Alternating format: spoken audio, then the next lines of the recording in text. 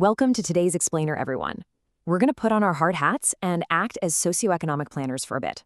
We're going to methodically dissect the structural blueprint of a socialist economy. We're going to look inside the machinery, examine the gears, and really uncover the overarching goals that drive this kind of system. Let's get right into it. So let's lay our cornerstone with the core definition straight from the source.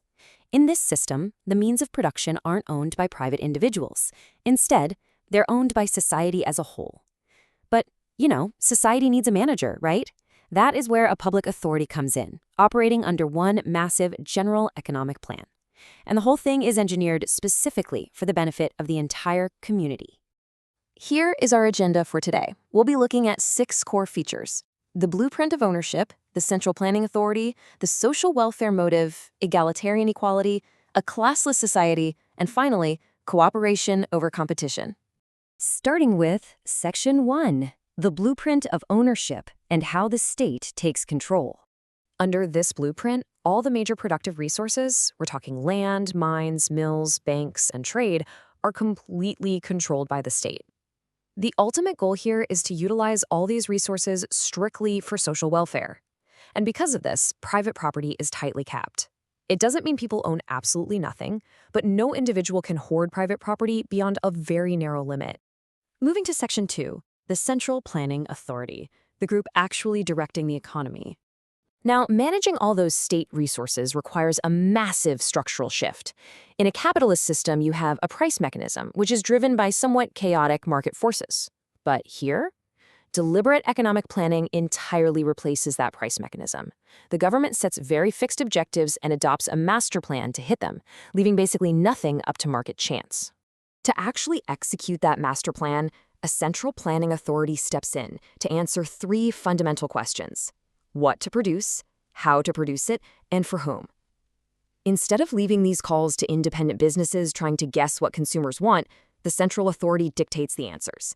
This ensures every single resource is aligned with those state-determined goals. Let's look at Section 3, the social welfare motive, which is really what powers this machine. In a traditional market, producers are primarily driven by the profit motive. It's all about the bottom line, right? But our source text explains that in socialism, this is entirely replaced by the social welfare motive. Individual financial interest takes a total backseat to the interest of the broader community. And a vital byproduct of this, the text notes there is absolutely no scope for the exploitation of the labor class, simply because the goal is maximizing mass welfare, not maximizing mass profits.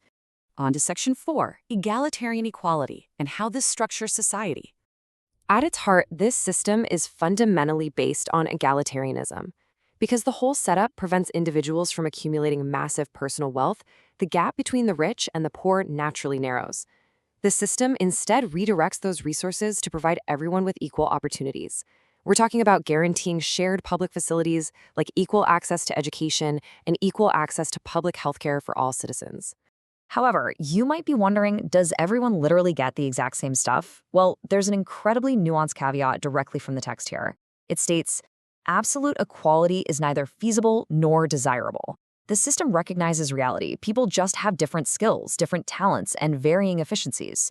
So income differences do still exist to reward those specific skills, but they are tightly controlled so they don't spiral into systemic class discrimination.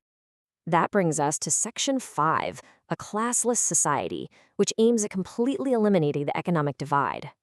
Because of that collective ownership we discussed earlier, the traditional capitalist class literally ceases to exist. There's no structural gap between the haves and have-nots. Everyone earns their income by working directly for the state.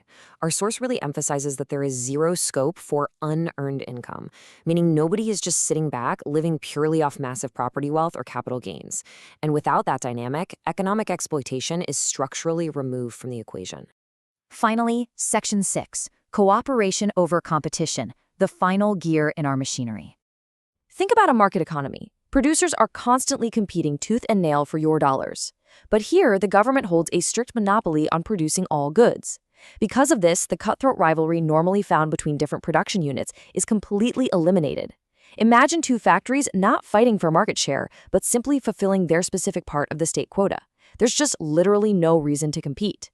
The ultimate goal of removing that market rivalry isn't just about factory efficiency, though. It's highly ideological. It's meant to replace rivalry entirely, with a community-wide spirit of cooperation and mutual goodwill. Instead of fighting against each other, the whole system is designed so everyone is pulling in the exact same direction. To wrap up our explainer today, I want to leave you with a really profound question drawn straight from this blueprint. We saw earlier that the text acknowledges skills and efficiency requires some income differences. Yet, it simultaneously insists on a classless society with zero exploitation. So, how does a centrally planned state actually pull off that perfect balance in practice? It's a fascinating challenge to consider, and definitely something to chew on. Thanks so much for joining me to explore this blueprint. Keep learning, keep questioning, and I'll catch you in the next explainer.